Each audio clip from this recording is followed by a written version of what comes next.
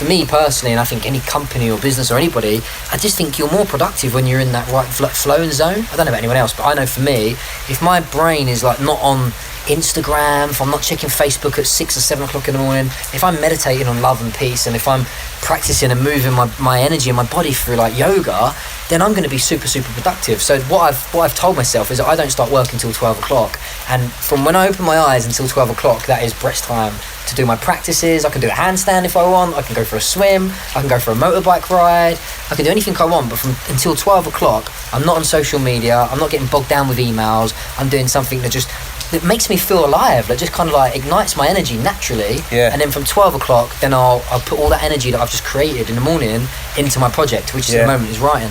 By the way, it's bloody annoying. I can't get in touch with you until 5 o'clock every evening. That's why.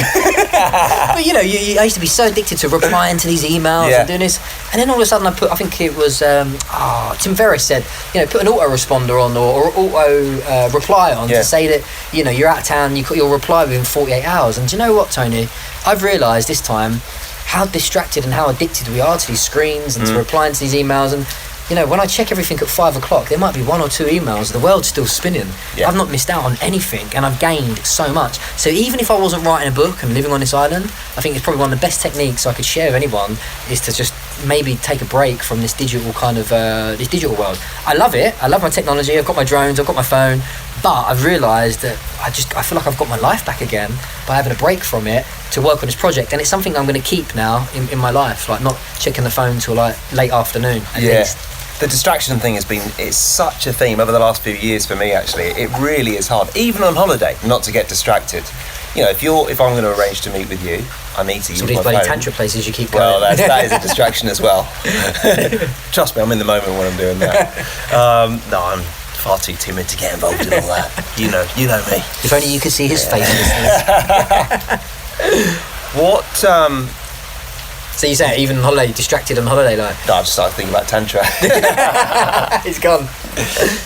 I do think that the distraction is one of the biggest issues, and it's been something that's on my mind. I've been listening to this guy that you recommended that I listen to, Eben Pagan, and he was talking about distraction, and he said, I don't know whether this is a scientific study or something that is even quantifiable, but he said when you're focused in something that involves deep thought and you get distracted by something else, so that might be an email or the phone ringing or whatever, it takes 25 minutes for your brain to get back to that level of deep thought that you were on before, back in the zone, which I think probably sounds about right. I totally agree. The lady that I learnt from, she was an author, and she basically said your brain is like a computer, and you've got all these programs and these folders, and as soon as you open those programs and folders in the morning, and by opening them I mean like maybe you check your Facebook or you check your Instagram or you check your emails, that is opening a program. You've got to use some energy, then you're in this folder, social media folder, and as soon as you start opening them folders, it's so hard to come back into the zone and be productive because your brain is open. It's like, and that's just one. You could then bring your friend up and talk about loads of tantra. You could talk, you could go and do something completely different. You've got like 10 folders open before you've even started on your project.